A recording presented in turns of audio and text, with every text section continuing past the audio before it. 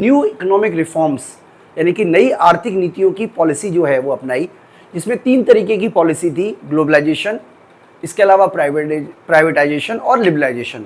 तो इस वीडियो के माध्यम से मैं आपको डिटेल में समझाने वाला हूँ कि प्राइवेटाइजेशन क्या है, लिबरलाइजेशन क्या है, ग्लोबलाइजेशन किस तरीके से किया जाता है। तो सबसे पहले शुरुआत करते हैं कि आखिरकार 1991 में जो हमने इकोनॉमिक रिफॉर्म अपनाया उसकी आवश्यकता हमें क्यों पड़ी। तो ये टॉपिक है आज का हमारा, जिसको हम बोलते हैं। सबसे पहले हम एक बार इकोनॉमिक रिफॉर्म समझ लेते हैं। देखिए, इंडिया की 1991 में इकोनॉमिक रिफॉर्म अपनाया। बेसिकली इकोनॉमिक रिफॉर्म्स का मतलब होता है वो पॉलिसी जिसमें गवर्नमेंट के द्वारा एक तरीके से जो इंडस्ट्रीज को प्रोटेक्टेड किया जाता था उसको फ्री छोड़ देना, जिसको कि आप लिबरलाइजेशन बोल सकते हो। इसके अलावा विदेशी व्यापार से डोमेस्टिक इंडस्ट्री को बचाना हमारी पॉलिसी रही है। उसकी जगह पर हमने क्या किया, ग्लोबलाइजेशन यूज किया, यानी कि विदेशी कंपनियां भारत में आएंगी, भारतीय कंपनियां विदेशों में जाएंगी। इसी तरीके से गवर्नमेंट का अभी तक जो फोकस रहा या झुकाव जो रहा वो रहा गवर्नमेंट सेक्टर पर के द्वारा कंपनियों के ऑपरेशन पर। नई पॉलिसी में गवर्नमेंट के द्वारा यह किया गया कि जो कंपनियां घाटे में चल रही हैं उनको प्राइवेटाइजेशन कर दिया जाए, यानी कि एक तरीके से गवर्नमेंट ने पॉलिसी शिफ्टिंग कर दी। यानी कि गवर्नमेंट की जो सोचने का तरीका था कि भाई गवर्नमेंट के द्वारा डोमेस्टिक इंडस्ट्री को प्रोटेक्टेड करना है, गवर्नमेंट के द्वारा विदेशी व्यापार से डोमेस्टिक इंडस्ट्री को बचाना है, गवर्नमेंट के द्वारा गवर्नमेंट इंडस्ट्री को एस्टेब्लिशमेंट करना है, एक तरीके से पॉलिसी रिफॉर्म्स आया। एक्चुअल में हो ये रहा था बच्चों कि जिस समय ये पॉलिसी यूज की, WTO की स्थापना होने वाली थी, यानी कि इंडिया भी WTO का प्राइमरी मेंबर में से एक है। तो अगर इंडिया प्राइमरी मेंबर बनता है WTO का, तो गवर्नमेंट को अपने देश में रिफॉर्म्स तो करने ही पड़ेंगे, क्योंकि जिस तरीके की पॉलिसी गवर्नमेंट के द्वारा यूज करी जा रही थी उसका नुकसान ये हुआ कि भारत में एक तरीके से विदेशी व्यापार बहुत बड़ी मात्रा में घट गया था। तो इकोनॉमिक रिफॉर्म का क्या मतलब है? Economic reform in India introduce इन 1991, और जिसका उद्देश्य क्या था, जैसा कि यहाँ पे लिखा हुआ है, वर M to liberalising the economy, जिससे कि इकोनॉमिक जो चैलेंजेस इंडिया के सामने आए, यानी कि इकोनॉमी का उद्देश्य था लिबरलाइजेशन ऑफ इकोनॉमी। इसका मतलब है कि जो बंधन इकोनॉमी में बांध रखे थे उन बंधनों से इकोनॉमी को मुक्त कर देना। इसके अंदर जो पॉलिसीज आती है वो आती है प्राइवेटाइजेशन, लिबरलाइजेशन एंड ग्लोबलाइजेशन। इन तीनों को कलेक्टिव रूप से हम LPG पॉलिसी के नाम से या इकोनॉमिक रिफॉर्म के नाम से भी जानते हैं। इकोनॉमिक रिफॉर्म इसलिए शुरू किया गया क्योंकि इंडिया की उस समय जो बैलेंस ऑफ पेमेंट की कंडीशन थी वो बहुत बुरी थी, इन्फ्लेशन लगातार बढ़ रही थी, पब्लिक सेक्टर का पुअर परफॉर्मेंस था, इसके अलावा बहुत बड़ा फिजिकल डेफिसिट सरकार के सामने आ गया। यानी कि देश की आर्थिक स्थिति इतनी खराब हो चुकी थी कि इकोनॉमिक पॉलिसी या WTO मेंबर बनने के अलावा भारत के पास कोई चारा ही नहीं था। तो जब इंडिया ने PV नरसिम्हा राव की सरकार थी, प्राइम मिनिस्टर थे PV नरसिम्हा राव, और जो उस समय के वित्त मंत्री हुआ करते थे मनमोहन सिंह, उनके द्वारा न्यू इकोनॉमिक पॉलिसी के माध्यम से इकोनॉमिक रिफॉर्म किया गया था।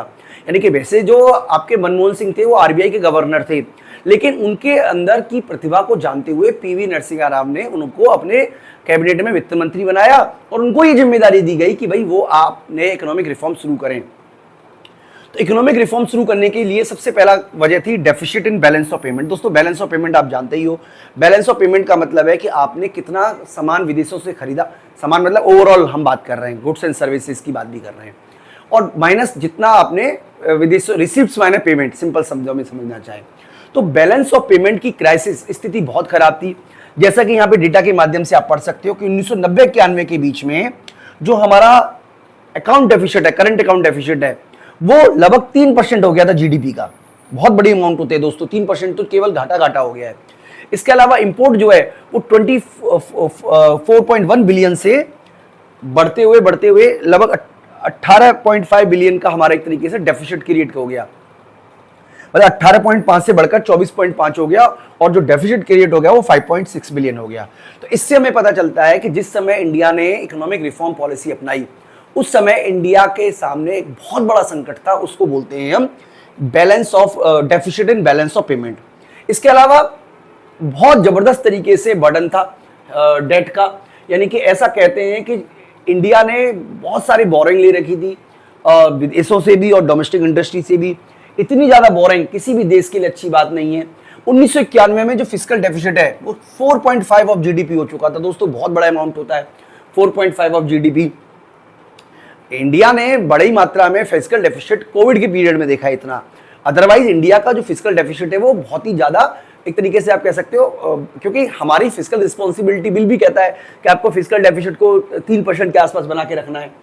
तो यहाँ पे बेसिकली ये बताने की कोशिश की जा रही है कि इंडिया ने बहुत बड़ी मात्रा में डोमेस्टिक सेक्टर से भी और विदेशों से भी लोन ले रखा था। By 1991 Indian external debt was approximately $0.72 billion था। इसके अलावा डेट में लगातार बढ़ रहा था, जिसकी वजह से भी देश के सामने क्राइसिस था, और इस क्राइसिस से बचने के लिए इकोनॉमिक रिफॉर्म अपनाना बहुत जरूरी देश के लिए हो गया। इसके अलावा दोस्तों गल्फ क्राइसिस भी एक बहुत इंपॉर्टेंट रोल प्ले किया। आपको पता होना चाहिए कि इस समय 1990s के दौर में इंडिया तो एक्सपोर्टर है, युद्ध हुआ था गल्फ कंट्री में, इराक ईरान युद्ध हुआ था। और जब भी दोस्तों वॉर होता है, खास तौर पे गल्फ कंट्री में वॉर होता है, तो जो ऑयल है उसकी कीमतें बहुत ज्यादा सूट अप कर जाती हैं।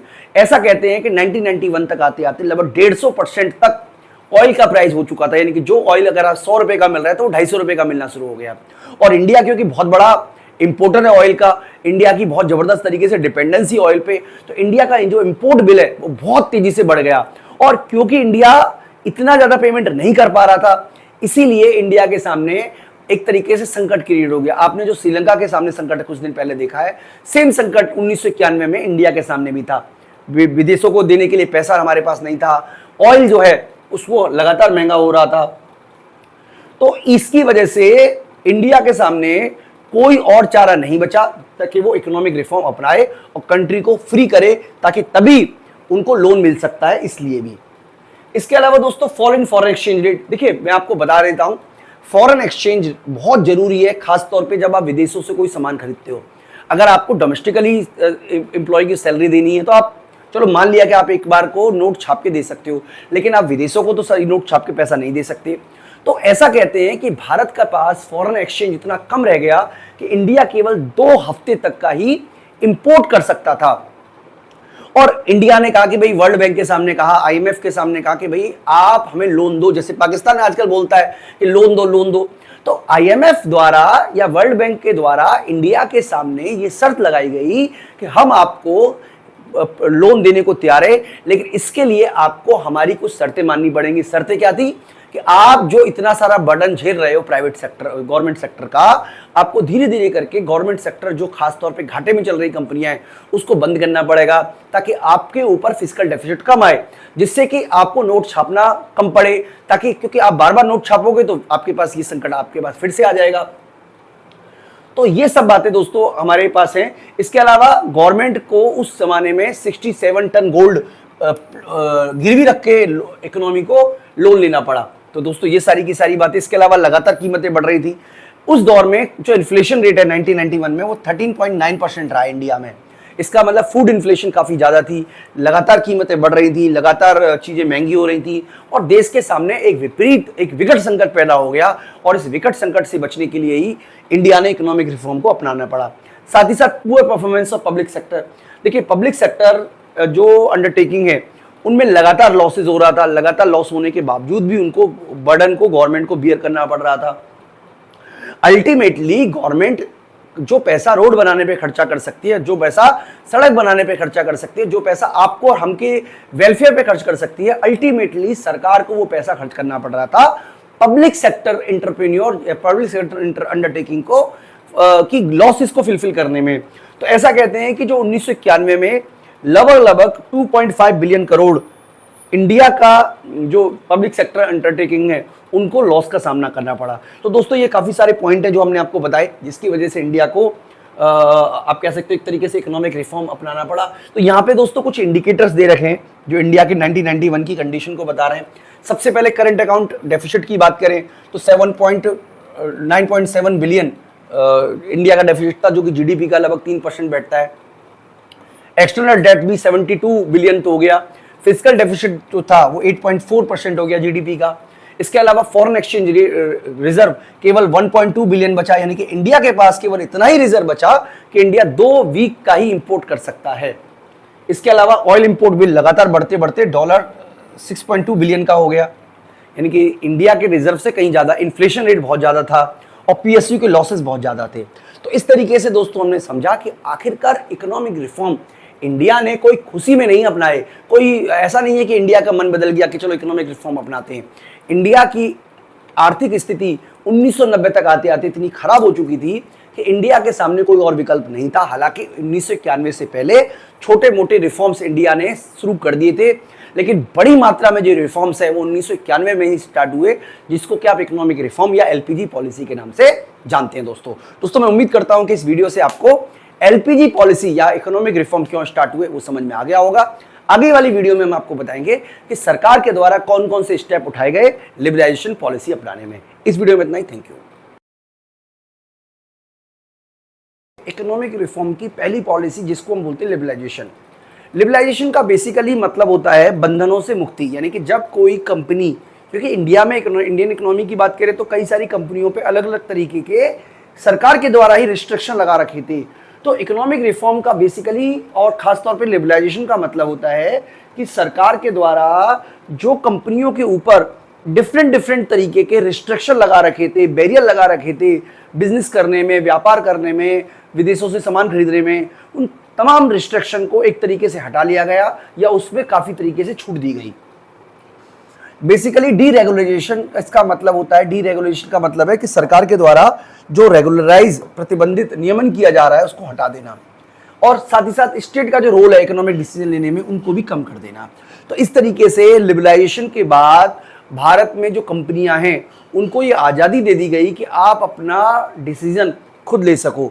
इकोनॉमिक रिफॉर्म में बेसिकली टैक्स रिफॉर्म शामिल है, इसके अलावा इंडस्ट्रियल रिफॉर्म शामिल है, फाइनेंशियल सेक्टर में रिफॉर्म शामिल है, फॉरेन एक्सचेंज में रिफॉर्म शामिल है, ट्रेड पॉलिसी में रिफॉर्म शामिल है। बेसिकली लिबरलाइजेशन के माध्यम से सरकार के द्वारा ये प्रयास किया गया कि जितना ज़्यादा हो सके मार्केट फोर्सेस के ऊपर पूरी की पूरी इकोनॉमी को डाल दिया गया। तो दोस्तों मार्केट फोर्सेस को आप दिमाग में रखिएगा, यानी कि हर चीज़ जब डिमांड एंड सप्लाई के द्वारा ही डिसाइड होती है तो ऑटोमेटिकली ऑप्टिमम पोजीशन पहुंच जाती है। ये आप ऑलरेडी माइक्रो इकोनॉमिक्स के अंदर पढ़ चुके हो। तो सरकार की पॉलिसी ये रही कि जो मार्केट ड्रिवन फोर्सेस हैं वही डिसीजन लें, सरकार का जो रोल है वो कम से कम हो।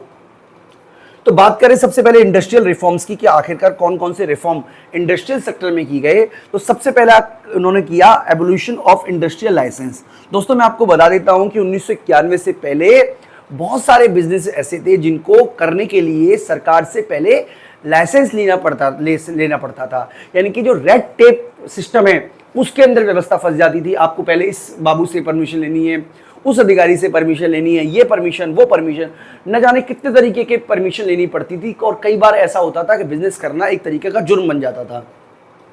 1991 में सरकार ने सबसे पहले ये किया कि 6 इंडस्ट्री को छोड़कर तमाम तरीके की इंडस्ट्री में लाइसेंस को बंद कर दिया गया। कौन कौन सी इंडस्ट्री है? सबसे पहले लिकर है, सिगरेट है, डिफेंस इक्विपमेंट है, इसके अलावा इंडस्ट्रियल एक्सप्लोजन है, इसके अलावा केमिकल्स हैं और फार्मास्यूटिकली। केवल इन्हीं के लिए लाइसेंस की ज़रूरत है, इसके अलावा कोई बिजनेस करने के लिए आपको लाइसेंस नहीं है। आप कपड़े की दुकान खोलना चाहो आपको लाइसेंस नहीं चाहिए, आपको बुक्स स्टोर खोलना है आपको लाइसेंस नहीं चाहिए। हाँ, अगर आपको लिक्विड की दुकान खोलनी है, शराब बेचनी है तो आपको लाइसेंस चाहिए। अगर आपको दवाइयाँ बेचनी है तो लाइसेंस चाहिए, अगर आपको केमिकल बेचना है तो लाइसेंस चाहिए। लेकिन बाकी की तमाम इन 6 चीज़ों को छोड़कर तमाम चीज़ों से सरकार के द्वारा लाइसेंस को पूरी तरीके से हटा लिया गया इंडस्ट्रियल पॉलिसी में। अगला जो पॉलिसी किया वो है D reservation of production area. देखिए सरकार के द्वारा, क्योंकि स्मॉल स्केल इंडस्ट्री को बढ़ावा देने की बात 1956 की पॉलिसी में भी कही गई है, 1977 का जो न्यू पॉलिसी थी उसमें भी बात की गई है। 1991 की पॉलिसी में कहा कि भैया इससे तो इनएफिशिएंसी क्रिएट हो रही है, क्योंकि देखिए जब बड़ी कंपनी काम करती है तो बड़ी कंपनी कॉस्ट एफिशिएंट होती है, उनकी जो पर यूनिट कॉस्ट है वो कम आती है। स्मॉल स्केल इंडस्ट्री कई सेक्टर में ऐसा परफॉर्म कर रही थी कि प्रोडक्शन वो ज़्यादा नहीं कर पा रही थी और विदेशी कंपटीशन का सामना हमें लगातार करना पड़ रहा था। इसीलिए सरकार ने पॉलिसी अपनाई जिसको हम बोलते हैं डी रिजर्वेशन ऑफ प्रोडक्शन, यानी कि सरकार द्वारा जो पहले स्मॉल स्केल इंडस्ट्री के लिए कई सारे एरिया जो प्रोटेक्टेड किए गए थे ताकि बड़ी इंडस्ट्री उस एरिया में ना आए, ताकि बड़ी इंडस्ट्री कंपटीशन ना करें, उन सबको ख़त्म कर दिया गया, उस सबको हटा दिया गया। और सरकार को ये परमिशन, सरकार ने कहा कि जो टेक्सटाइल इंडस्ट्री है, जो गारमेंट्स है, जो फूड प्रोसेसिंग है, और ऐसे तमाम इंडस्ट्री को अब ओपन कर दिया गया लार्ज स्केल इंडस्ट्री के लिए कि वो भी मार्केट में आ सकती हैं, कंपटीशन कर सकती हैं। अगर वो अच्छा परफॉर्म कर सकती हैं तो इकोनॉमी के लिए भी बढ़िया है और देश के लिए भी बढ़िया है, सबके लिए बढ़िया रहेगा। इसके अलावा expansion of production capacity. Expansion of production capacity का बेसिकली मतलब दोस्तों ये है कि देश सरकार के द्वारा जो प्रोडक्शन कैपेसिटी है उसको एक्सपेंशन की बात की गई। इसका मतलब ये हुआ, देखिए पहले आपने अगर मूवी देखी हो, गुरु मूवी अगर आपने देखी हो, तो बेसिकली उसके ऊपर आरोप यही था कि उसने जितनी परमिशन थी प्रोडक्शन करने की उससे ज़्यादा प्रोडक्शन कर दिया, जितनी ज़्यादा उसको एक्सपोर्ट कर सकता था उससे ज़्यादा एक्सपोर्ट कर दिया। तो यहाँ पे ये बताने की कोशिश की जा रही है कि इस तरीके के कई सारी प्रोडक्शन कैपेसिटी की लिमिट थी, सरकार ने उस कैपेसिटी की लिमिट को हटा दिया।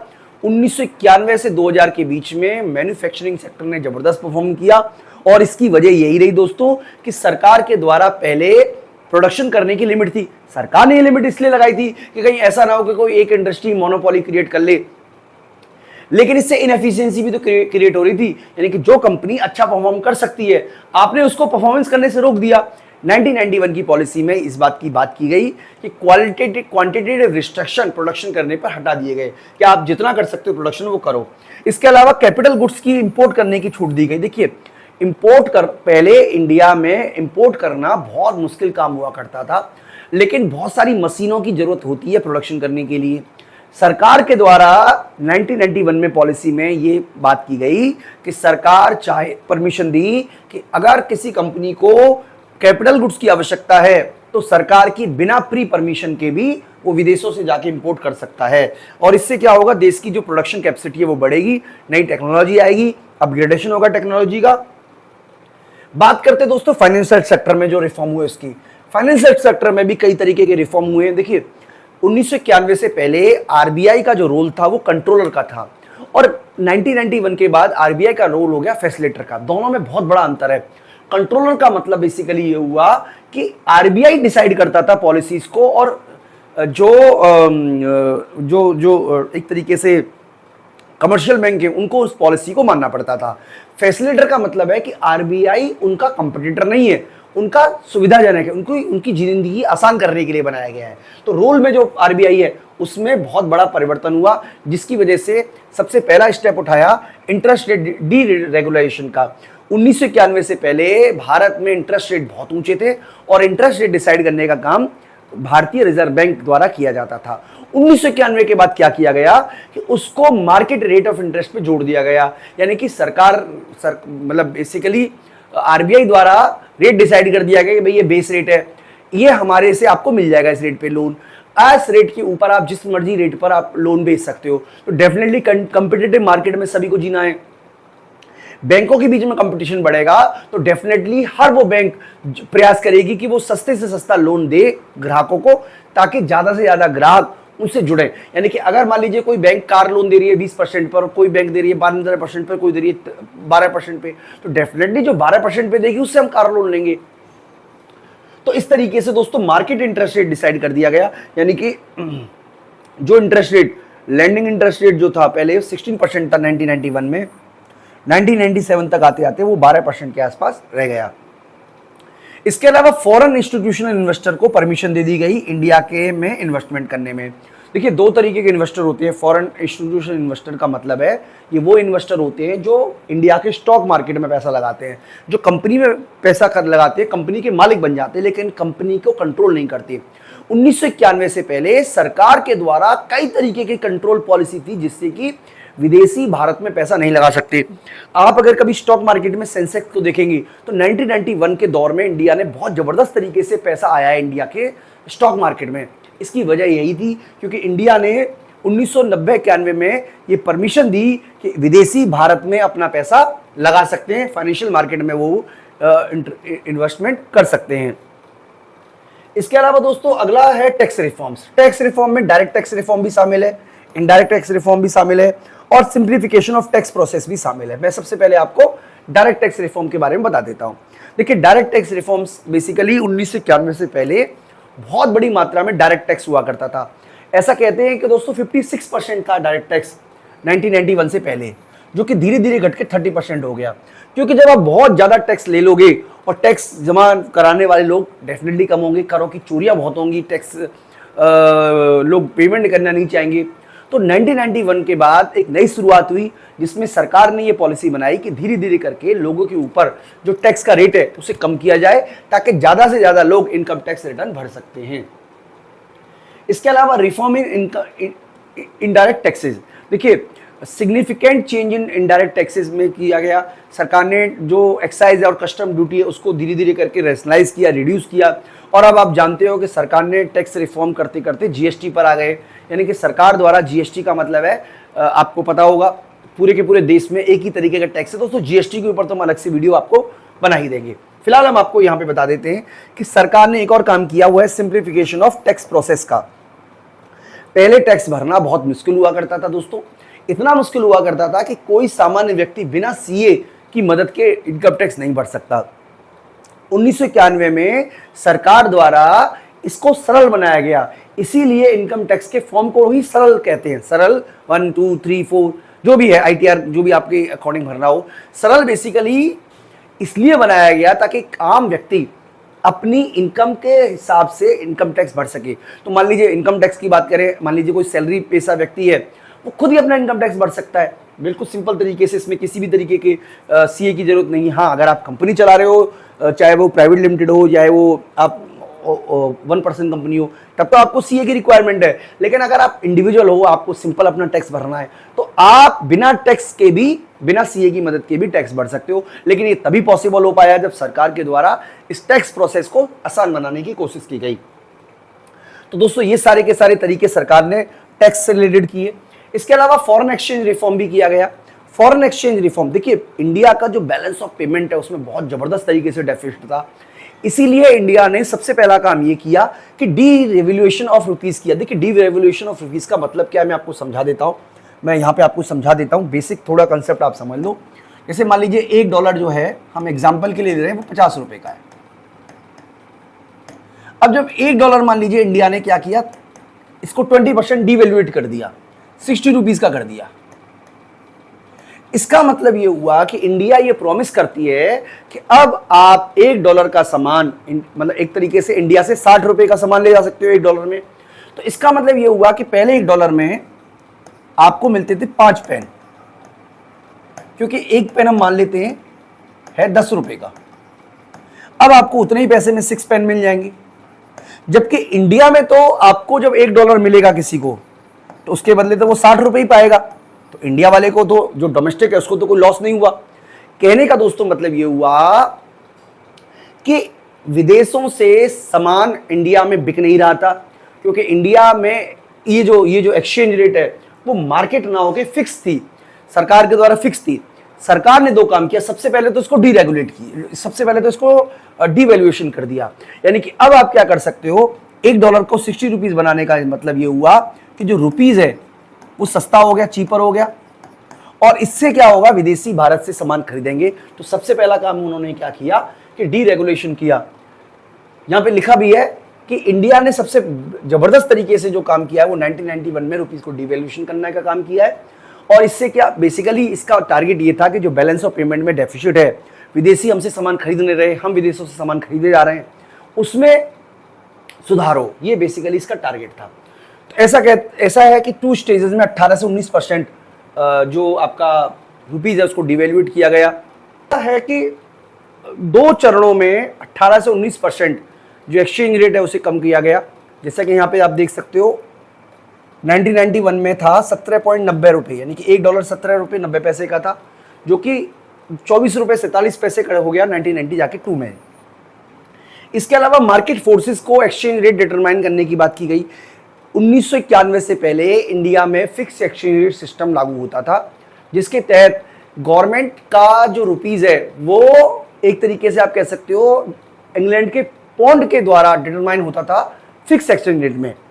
बाद में इसको मार्केट फोर्सेस पर कर दिया गया, यानी कि इंडिया में 1991 के बाद मार्केट फोर्सेस डिसाइड करेंगे कि एक्सचेंज रेट क्या होगा। अगर डिमांड ज़्यादा होगी विदेशी करेंसी की, तो डेफिनेटली इंडिया का रुपीस सस्ता हो जाएगा और विदेशी डॉलर महंगा हो जाएगा। तो ये पॉलिसी जो है वो शुरू की गई है कब के द्वारा, मार्केट एक्सचेंज रेट के द्वारा। जैसा कि यहाँ पे लिखा हुआ है कि by the end of 1990 the rupees exchange rate was around 40, अच्छा यहाँ पे लिखा हुआ है रुपीज एक्सचेंज रेट हो गया 2000 के दौर में 43 रुपीज और 33 पैसे के आसपास, और अब आपको पता है लगभग 83 के आसपास ये चल रहा है। तो उम्मीद करता हूं कि आपको कौन कौन से रिफॉर्म्स लिबरलाइजेशन पॉलिसी में अपनाए गए वो हमने आपसे डिस्कस किया, आपको समझ में आ भी गए होंगे। इस वीडियो में इतना ही दोस्तों, थैंक यू। वीडियो में हम बात करेंगे प्राइवेटाइजेशन के बारे में, जिसको कि हिंदी में निजीकरण के नाम से भी जानते हैं। तो दोस्तों प्राइवेटाइजेशन सरकार की एक ऐसी विधि है जिसमें सरकार ऐसी कंपनियां, ऐसे अंडरटेकिंग जिन पर सरकार का स्वामित्व होता है, उनको सरकार निजी क्षेत्र को बेच देती है। अगर आप 1948 की इंडस्ट्रियल पॉलिसी पढ़ोगे तो सरकार का जो रहा ऐसी कंपनियों को स्टेब्लिश करने पे जिस पर सरकार का स्वामित्व, क्योंकि बेसिकली निजी क्षेत्र के पास इतना पैसा था नहीं जिस समय इंडिया आजाद हुआ, और देश का आर्थिक विकास, भारत जो है वो रूस के आर्थिक विकास से प्रेरित था, जहां पर अधिकांश कंपनियों पर सरकार का स्वामित्व होता है। वही पॉलिसी सरकार ने अपनाई, लेकिन धीरे धीरे करके ये कंपनियां सरकार के लिए बोझ बन गई, और एक तरीके से सरकार का जो बड़ा बजट एलोकेशन है वो ऐसी कंपनियों को फुलफिल करने में चला गया जो कि घाटे में चल रही है। तो 1991 की पॉलिसी में सरकार ने क्या नीति बनाई, जिसके तहत सरकार ऐसी कंपनियों को निजी क्षेत्र में बेचेगी जिस कंपनियों पर पहले सरकार का स्वामित्व था। तो दोस्तों निजीकरण की विधियों के बारे में तो मैं एक बहुत डिटेल वीडियो बनाने वाले हैं। फिलहाल आप समझ लीजिए कि निजीकरण क्या होता है। प्राइवेटाइजेशन का मतलब होता है, privatisation refer to the transfer of ownership, management and control of public sector undertaking from government to public sector undertaking. यानी कि जब सरकार के द्वारा ऐसी कंपनियां जिनको निजी क्षेत्र को सौंप दिया जाता है, क्या सौंपा जाता है, ओनरशिप, मैनेजमेंट, कंट्रोल, वो जब आप प्राइवेट सेक्टर को सौंप दोगे तो उसको बोलते हैं हम एक तरीके से कह सकते हो, एक तरीके से privatisation. In India, privatization was introduced as a key part of 1991 economic reforms, जिसका उद्देश्य क्या था कि ऐसी कंपनियां जो सरकार के लिए बर्डन है उनको रिफॉर्म करना, उनको एक तरीके से नई तरीके से उनको रिफॉर्म करना, बेसिकली उनका टारगेट ये था, जिससे कि उनकी एफिशिएंसी इंप्रूव हो, उसके अलावा फाइनेंशियल बर्डन जो सरकार के ऊपर पड़ रहा है वो कम हो, और कंपटीशन प्रमोट हो। तो दोस्तों आप कह सकते हो ट्रांसफर जो है उसके कई तरीके हैं प्राइवेटाइजेशन करने के, जिसमें से पहला है डिसइन्वेस्टमेंट। डिसइन्वेस्टमेंट का मतलब है सरकार के द्वारा ऐसी कंपनियों को निजी क्षेत्र को बेच देना जिसको सरकार द्वारा पहले चलाया जाता था। डिसइन्वेस्टमेंट दो तरीके से हो सकता है। एक तरीका तो ये है कि गवर्नमेंट पूरी की पूरी कंपनी को किसी प्राइवेट सेक्टर को बेच दे। जैसे हाल फिलहाल में अब एयर इंडिया की बात करें, एयर इंडिया को भारत सरकार की, उसके पास भारत सरकार का बहुत बड़ा स्टेक था, उसको बेच दिया गया है एक तरीके से टाटा ग्रुप को। अब इसका मतलब है उसका पूरा मैनेजमेंट टाटा के पास में, टाटा ही उसकी ऑनर हो गई, सारा काम टाटा करेगी। अब इंडियन एयरलाइंस में भारत सरकार का जो कंट्रीब्यूशन है वो नहीं के बराबर रह गया।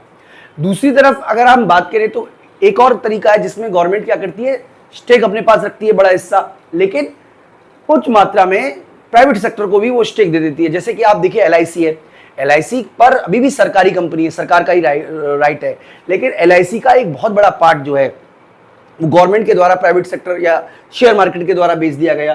तो सबसे पहला डिसइन्वेस्टमेंट है।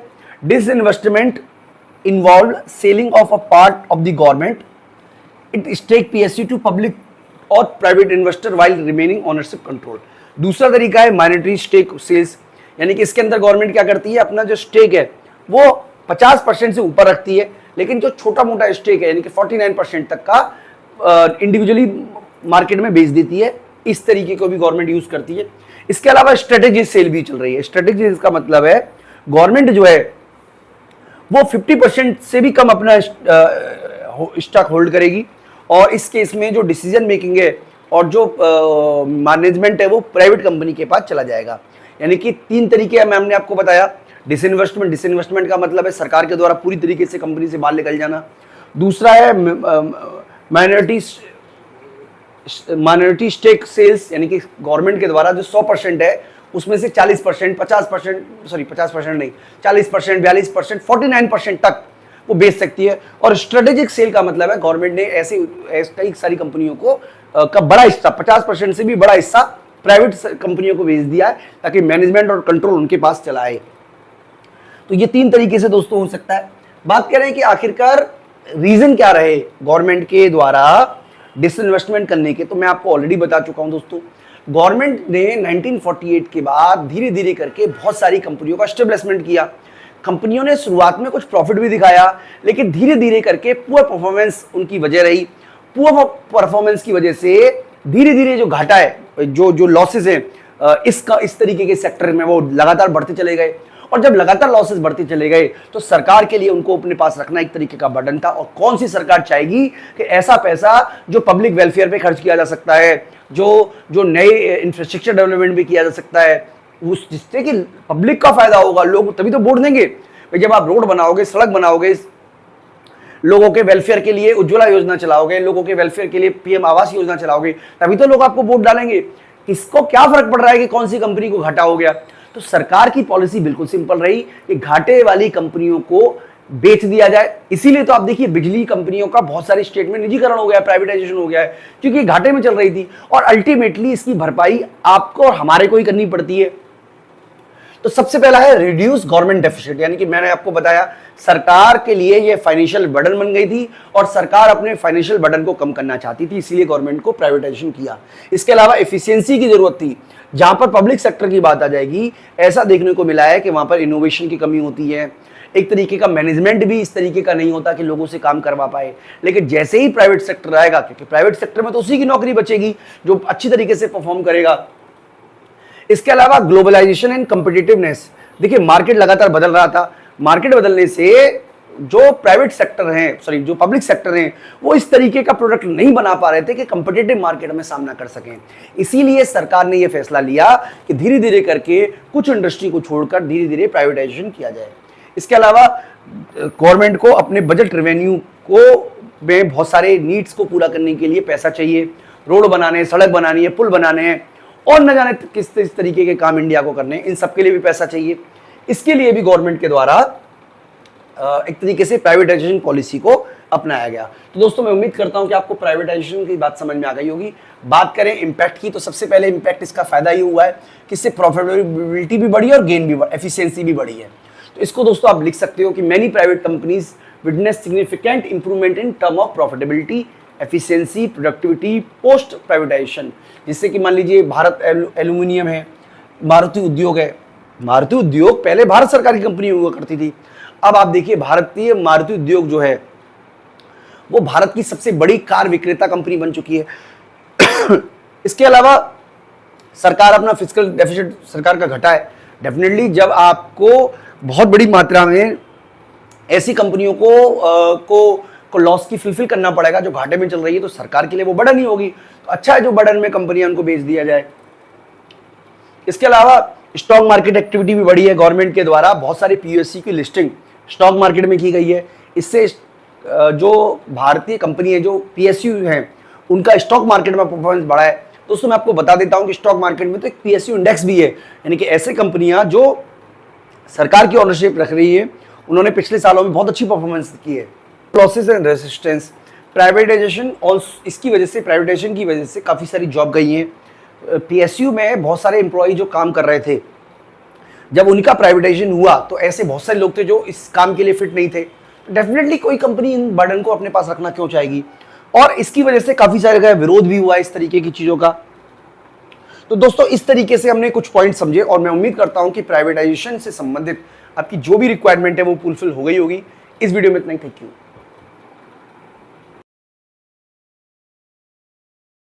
तो दोस्तों अब हम इस वीडियो में आपको समझाने वाले हैं ग्लोबलाइजेशन के बारे में। देखिए ग्लोबलाइजेशन एक ऐसा प्रोसेस है जिसमें जो पूरा का पूरा वर्ल्ड है उसको इंटीग्रेटेड किया जाता है एक दूसरे के साथ। इसका मतलब ये हुआ दोस्तों कि ग्लोबलाइजेशन का कंडीशन में इस तरीके की पॉलिसी अपनाई जाती है कि कोई भी विश्व का देश दूसरे देश में जाके व्यापार कर सके।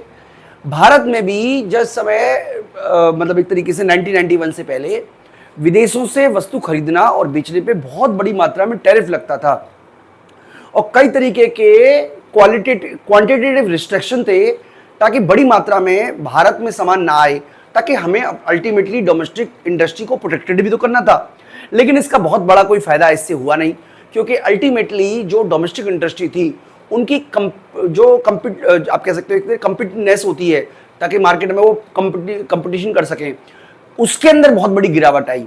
इसीलिए 1991 की पॉलिसी में इंडिया ने ग्लोबलाइजेशन को अपनाया और एक तरीके से ग्लोबलाइजेशन में और WTO पे साइन किए। बेसिकली WTO का एग्रीमेंट कहता है कि कोई भी देश जो मेंबर कंट्री है वो दूसरे देश के सामानों पर क्वांटिटेटिव रिस्ट्रिक्शन नहीं लगा सकता, यानी कि ना तो उनको, हालांकि इसमें कई सारे क्लॉजेस भी हैं, वो आप इंटरनेशनल इकोनॉमिक्स में पढ़ लोगे, मैंने उसके ऊपर ऑलरेडी वीडियो बनाई हुई है कि कौन कौन से तरीके से एक देश दूसरे देश से सामान जाने से रोक सकता है। लेकिन मोटे तौर पर आप कह सकते हो कि जो हाँ टैरिफ लगा सकता है, बाकी का जो नॉन टैरिफ मेजर्स है उनका प्रयोग नहीं कर सकता, और धीरे धीरे टैरिफ को भी कम करना पड़ेगा। तो इस तरीके की जो पॉलिसी है जिसमें एक देश दूसरे देश से लेबर मंगा रहा है, टेक्नोलॉजी मंगा रहा है, इनपुट मंगा रहा है, ये सब चीजें ग्लोबलाइजेशन का एक पार्ट है। So globalisation refer to the process of integrating domestic economy with world economy, किसके through? Free flow of trade, capital, technology, labour, यानी कि फ्री फ्लो होगा ट्रेड का, कैपिटल का, लेबर का। बेसिकली फ्री फ्लो का मतलब है कि जो नॉन टैरिफ बैरियर्स है वो नहीं लगेंगे, टैरिफ बैरियर लग सकते हैं और उनको भी धीरे धीरे करके घटाना पड़ेगा। इंडिया की बात करें तो इंडिया ने ग्लोबलाइजेशन की शुरुआत 1991 से हुई, और ग्लोबलाइजेशन एक तरीके से बहुत बड़ा स्टेप था इंडिया का, जिससे कि इंडिया जो है वो अपने यहाँ पे रिफॉर्म कर सके। इसके लिए सबसे पहला काम किया गया कि जो इक्विटी लिमिट है, पहले होता ये था दोस्तों कि बहुत सारे सेक्टर है जहां पर केवल और केवल 49% तक की लिमिट थी। कई इंडस्ट्री ऐसी थी जहां पर आप इन्वेस्टमेंट नहीं कर सकते थे। भारत सरकार द्वारा इस लिमिट को बढ़ाकर 100% कर दिया गया, यानी कि ऐसी बहुत सारी कंपनियां हैं जो विदेशी हैं और भारत में पूरी तरीके से एस्टेब्लिशमेंट कर सकती हैं, अपनी 100% इक्विटी लगा सकती हैं। तो इसको बोलते हैं increase in equity limit in foreign investment. The limit of foreign direct investment was raised from 40% to 100% in several high priority sector. This policy change make easier global investor to investment in Indian industry. यानी इससे क्या हुआ, बहुत बड़ी मात्रा में capital आया, क्योंकि विदेशी इन्वेस्टर खाली हाथ तो आएंगे नहीं, जब भाई कोई भी इन्वेस्टमेंट करेगा तो पैसा लेकर आएगा। अब इंडिया के पास प्रॉब्लम है कैपिटल की कमी, और डेफिनेटली जब विदेशी लोग कैपिटल लेकर आएंगे तो इसका फायदा इंडियन इकोनॉमी को भी होगा ही होगा। Boosting capital inflow and accelerating industrial growth. ठीक है दोस्तों, तो ऑटोमोबाइल हुआ, फार्मास्यूटिकल हुआ, इलेक्ट्रॉनिक हुआ, इनमें बहुत बड़ी मात्रा में FDI आया है, और इसका फायदा इस इंडस्ट्री के साथ साथ पूरे के पूरे वर्ल्ड इंडियन इकोनॉमी को भी हुआ है। अगला हम बात कर रहे हैं partially convertibility of Indian rupees. देखिए, पहले इंडियन रुपीज कन्वर्टेबल नहीं था, यानी कि आप उसको दूसरी करेंसी में कन्वर्ट नहीं कर सकते थे।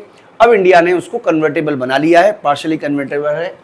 The introduction of partially convertible of Indian rupees 1992 was major step toward integrated India with global economy. यानी कि इससे पहले क्या हुआ करता था कि आप अब जो 1991 के बाद 1992 से जब कन्वर्टेबल हो गया है, तो आप अमेरिकी डॉलर को इंडिया में आसानी से कन्वर्ट कर सकते हो, इंडियन रुपीस को डॉलर में कन्वर्ट कर सकते हो। पहले इसमें बहुत बड़े इशू आते थे, जिससे कि बिजनेस जो है, व्यापार जो वो बहुत ही ज्यादा रिस्ट्रिक्टेड हुआ करता था। This allow businesses and individual to convert rupees into foreign currency for current account transaction. यानी कि अगर आपको विदेशों को कोई सामान बेचना है, खरीदना है, तो आप डॉलर को रुपीज में, रुपीज को डॉलर में आसानी से कन्वर्ट करा सकते हो। इससे क्या हुआ, धीरे धीरे करके जो विदेशी है उन्होंने इन्वेस्टमेंट किया, और इसका फायदा इंडिया को हुआ है। इसके अलावा लॉन्ग टर्म ट्रेड पॉलिसी। देखिए, लॉन्ग टर्म ट्रेड पॉलिसी का मतलब है सरकार क्या कर रही है, 10 साल, 20 साल, 25 साल, 30 साल की पॉलिसी अभी से बना के चल रही है, जिससे कि जो हमारा एक तरीके से बार्गेनिंग पावर है वो मजबूत हो। इसका फायदा भी इंडिया को देखने को मिला है, और इंडिया ने बहुत सारे एक तरीके से ट्रेड यूनियन बनाए हैं, जिसका फायदा भी इंडिया को, कई सारे TT है वो साइन किए हैं। इस सब के बारे में देखो इंटरनेशनल इकोनॉमिक्स में मिलेगा, क्योंकि अगर हम हर चीज को हर वीडियो में पढ़ाने लग जाएंगे तो इस तरीके से तो कोर्स कभी कंप्लीट होगा नहीं। इसके अलावा reduction in tariff and import duties, तो लगातार धीरे धीरे करके इंपोर्ट ड्यूटी घटाई है। जैसे मैंने आपको बताया था 85% तक इंपोर्ट ड्यूटी थी, जो कि धीरे धीरे घटाकर अब 25% तक इंपोर्ट ड्यूटी कर दी गई है। इससे होगा ये कि विदेशों से सामान सस्ता आएगा। जब विदेशों से सामान सस्ता आएगा तो डेफिनेटली कंपटीशन जो है वो बढ़ेगा। आप देखिए, किसी भी बाजार में जाइए, आपको बहुत सारा चाइनीज सामान मिलेगा, इसलिए क्योंकि हम WTO का मेंबर है, हम उनको डायरेक्टली रोक नहीं सकते। हाँ, हम ये कह सकते हैं कि भाई हमारे स्वास्थ्य के लिए हानिकारक है, हम ये कह सकते हैं कि जी हमारे देश की सुरक्षा के लिए खतरा है, कुछ कंडीशन बताकर, जायज कंडीशन बताकर हम उनको रोक सकते हो। लेकिन अगर मान लीजिए हमने नाजायज तरीके से चीजों को रोका तो WTO के जो डिस्प्यूटेड पैनल है उसमें चला जाएगा, और हो सकता है कि WTO का जो कोर्ट है या डिस्प्यूटेड पैनल जो सॉल्यूशन करता है वो उस देश को अधिकार दे दे कि आप इसके खिलाफ रेजिस्टेंस पॉलिसी अपना सकते हो। तो इसीलिए एक देश केवल जायज वजहों पे ही दूसरे देश की चीजों को प्रतिबंध कर सकता है वर्ल्ड ट्रेड WTO की वजह से। इसके अलावा दोस्तों अगर हम बात करें कि कौन कौन से इंपैक्ट हुए हैं,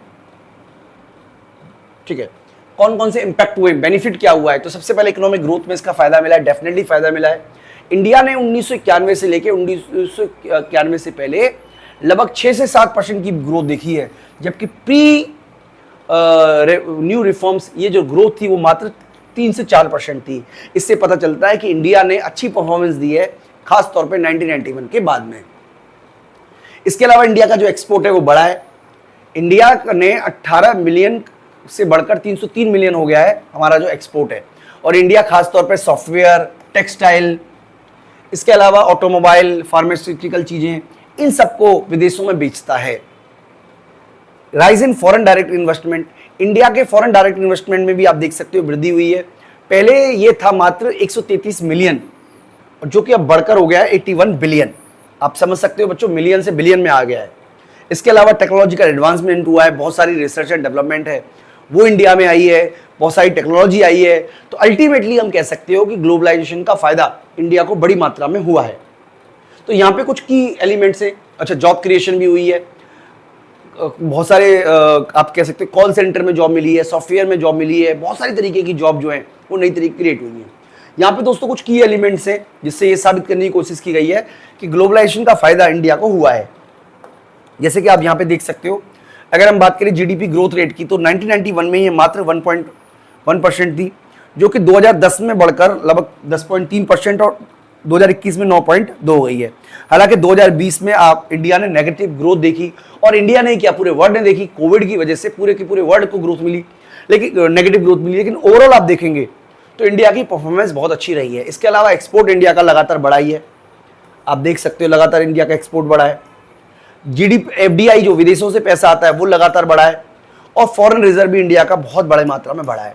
इससे ये साबित होता है कि इंडिया जो है वो अब एक बहुत शक्तिशाली देश है, और इंडिया का वर्ल्ड ग्लोबल ट्रेड में भी कंट्रीब्यूशन लगातार बढ़ा है दोस्तों। हालांकि अभी भी ये बहुत कम है और सिग्निफिकेंटली काफी कम है, लेकिन ग्लोबलाइजेशन के बारे में हमने आपको जो बेसिक रिक्वायरमेंट है वो हमने आपको बता दी दोस्तों। इस वीडियो में इतना ही, थैंक यू। करते हैं कि आखिरकार जो इकोनॉमिक रिफॉर्म इंडिया ने अपनाए उसकी परफॉर्मेंस कैसी रही, क्या वो इंडिया के लिए ठीक रहा या खराब रहा। तो दोस्तों इसके दोनों ही पक्ष हैं। सबसे पहले अगर हम बात करें इसके आर्गुमेंट फेवर की, तो सबसे पहले इंक्रीज हुई है इकोनॉमिक ग्रोथ में, इकोनॉमिक ग्रोथ इंक्रीज हुई है। जैसा कि आप डेटा के माध्यम से यहाँ पे देख सकते हो कि 1980 में GDP जो ग्रोथ थी वो 5.6 थी, जो कि 1992-93 में 6.1 हो गई, और करंट में इंडिया की GDP ग्रोथ रेट 8% चल रही है। इससे साबित होता है कि इंडिया ने इकोनॉमिक रिफॉर्म के बाद अच्छी परफॉर्मेंस देखी है, और इकोनॉमिक ग्रोथ लगातार इंडिया की GDP की जो ग्रोथ है वो लगातार बढ़ी है। दूसरी हम बात कर सकते हैं इनफ्लो ऑफ फॉरेन इन्वेस्टमेंट। जैसा कि आप यहाँ पे देख सकते हो 1990 और 1991 के बीच में इंडिया में $100 मिलियन 100 मिलियन के आसपास था, लेकिन 2023-24 में ये बढ़कर लगभग 1.5 लाख मिलियन के आसपास हो गया है। इससे हमें पता चलता है कि इंडिया में बहुत सारी कंपनियां हैं, विदेशी कंपनियां जो इंडिया में इन्वेस्टमेंट कर रही हैं। बहुत सारे लोग इंडिया में FII के माध्यम से इन्वेस्टमेंट कर रहे हैं, और लगातार किसी भी देश के लिए इनफ्लो होना कैपिटल का बहुत जरूरी है ताकि वो ग्रोथ कर सके। इसके अलावा फॉरेन रिजर्व की बात करें तो इंडिया में 1988-89 में फॉरेन रिजर्व केवल 3,962 मिलियन था, जो कि 2095 में बढ़कर 25,000 के आसपास हो गया, और 2023 में 5 लाख से अधिक, 5 लाख मिलियन US डॉलर से भी अधिक इंडिया के पास विदेशी करेंसी का स्टॉक मौजूद है।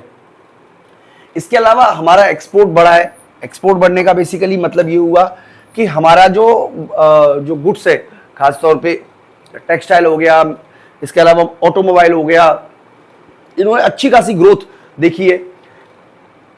एक्सपोर्ट अर्निंग जो थी 18 मिलियन थी 1991 में बिलियन, वो 300 बिलियन के आसपास पहुंच गई है 2019 में। तो इससे हमें पता चलता है कि इंडिया का एक्सपोर्ट में जबरदस्त तरीके से इंक्रीमेंट देखने को मिला है।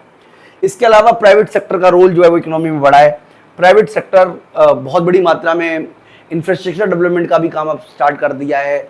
इसके अलावा रिसर्च एंड डेवलपमेंट पे काम कर रहा है। बहुत सारी जगह प्राइवेट सेक्टर भी इंडिया में हाथ गवर्नमेंट के साथ साथ इंपॉर्टेंट रोल प्ले कर रहा है।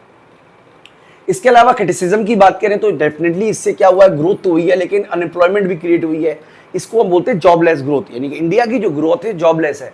इंडिया लगातार जीडीपी बढ़ रही है लेकिन एम्प्लॉयमेंट की अपॉर्चुनिटी उस प्रोपोर्शन में नहीं बढ़ रही है जिस प्रोपोर्शन में ग्रोथ बढ़ रही है, जिसकी वजह से आप देखोगे तो इंडिया का बहुत बड़ा युवा अनएम्प्लॉयड है। और खास तौर पे ये अनएम्प्लॉयड एजुकेटेड अनएम्प्लॉयमेंट में आप देखो, ऐसा कहते हैं कि इंडिया का युवा लगभग 33% युवा को आज की डेट में काम नहीं मिल पा रहा है। खास तौर पे वो युवा जो ग्रेजुएट है, और जितना ज़्यादा आप पढ़ाई कर रहे हो अनएम्प्लॉयमेंट का जो रेशियो है वो उतना ही ज़्यादा है। हालांकि जो अनपढ़ हैं, जो कम पढ़े लिखे, उनमें अनएम्प्लॉयमेंट अभी भी मिल रहा है। इसके अलावा पूरी की पूरी प्रोसेस में एग्रीकल्चर पर कोई विशेष ध्यान नहीं दिया गया है, और एग्रीकल्चर पर विशेष ध्यान ना देने की वजह है कि जो पब्लिक इन्वेस्टमेंट है जो गवर्नमेंट के द्वारा मतलब एक तरीके से इंफ्रास्ट्रक्चर डेवलपमेंट पे किया जाता है, उसमें बहुत ज़्यादा इंप्रूवमेंट देखने को नहीं मिला है। WTO की प्रोविजन की वजह से गवर्नमेंट को कई सारी सब्सिडीज जो हैं वो एग्रीकल्चर से हटानी पड़ गई। साथ ही साथ विदेशी जो हैं वो ट्रेड लिबरलाइज किया गया, जाके विदेशी भी भारत में आके अपना सामान बेच सकते हैं। तो इस सबसे बुरा असर एग्रीकल्चर पे पड़ा है, इसमें आप बिल्कुल भी डाउट मत समझिएगा, क्योंकि इकोनॉमिक रिफॉर्म का एग्रीकल्चर को कोई विशेष फायदा नहीं हुआ है। इसके अलावा low level of industrial growth, देखिए जो ग्रोथ हुई है इंडस्ट्रियल सेक्टर में वो धीरे धीरे घट गई है। अगर हम IT सेक्टर की बात करें या कुछ और सेक्टरों की बात करें तो शुरुआत में इनकी परफॉर्मेंस बहुत अच्छी रही, लेकिन अब धीरे धीरे जो ग्रोथ है उसमें कमी देखने को मिल रही है। उस स्पीड से ग्रोथ नहीं हो रही है जिस स्पीड से सर्विस सेक्टर की हो रही है। इंडस्ट्रियल सेक्टर की ग्रोथ घटी है। इसके अलावा बहुत सारी इंपोर्टेड गुड्स चीपर आ गई, चाइना से बहुत सारी इंपोर्टेड गुड्स चीपर आ गई। इसका बुरा असर डोमेस्टिक इंडस्ट्री को पड़ा है। बहुत सारी डोमेस्टिक इंडस्ट्री बर्बाद हो गए और इस सब का नुकसान हुआ है। कोविड में ये स्थिति और खराब हुई है दोस्तों। इसके अलावा पर्याप्त मात्रा में अभी भी इंफ्रास्ट्रक्चर नहीं है, ट्रांसपोर्टेशन नहीं है, इलेक्ट्रिसिटी नहीं है, लॉजिस्टिक की प्रॉब्लम है। इसके अलावा इंफ्रास्ट्रक्चर की कमी है। ये सब का भी सामना देश की सरकार को करना पड़ रहा है। इसके अलावा बहुत सारे डेवलप कंट्री हैं जो नॉन टैरिफ बैरियर का यूज़ कर रहे हैं इनडायरेक्टली। इंडिया का गेहूँ, इंडिया का चावल को रोक दिया। इस तरीके से बहुत सारे अलग अलग कारणों बताकर इंडिया से बहुत सारे देशों ने रिस्ट्रिक्शन लगा दिए इन चीज़ों पर, जिसका बुरा असर इंडिया के ट्रेड पर पड़ा है। तो दोस्तों ये सारी की सारी बात। इसके अलावा बहुत ज़्यादा बड़ी मात्रा में टैक्स देना पड़ रहा है, जिसकी वजह से विदेशी क्या करते हैं, बहुत सारे टैक्स हेवन है। स्विट्जरलैंड से इंडिया में बहुत सारा पैसा आता है। तो ऐसे देश जहाँ पे टैक्स हेवन है, जहाँ पे ड्यूल टैक्स पॉलिसी है कि वो अपने देश में पैसा टैक्स दे दें या इंडिया में दे दें, उसकी वजह से बहुत सारी विदेशी कंपनियां टैक्स की चोरी कर ली जाती है और इंडिया को इसका टैक्स में बहुत रेवेन्यू जनरेट नहीं हो रहा है दोस्तों। लेकिन ओवरऑल हम बात करें तो इंडिया को आप कह सकते हो एक तरीके से इकोनॉमिक रिफॉर्म का बहुत फायदा हुआ है। आप जितना वैरायटी ऑफ गुड्स देख पा रहे हो, जितना एम्प्लॉयमेंट देख पा रहे हो, जितना एक तरीके से मूवमेंट देख पा रहे हो कैपिटल का, वो सब ग्लोबलाइजेशन की वजह से हुआ है। दोस्तों मैं उम्मीद करता हूँ कि आपको ग्लोबलाइजेशन के जितने भी एस्पेक्ट है वो समझ में आ गए होंगे। इस वीडियो में इतना ही, थैंक यू।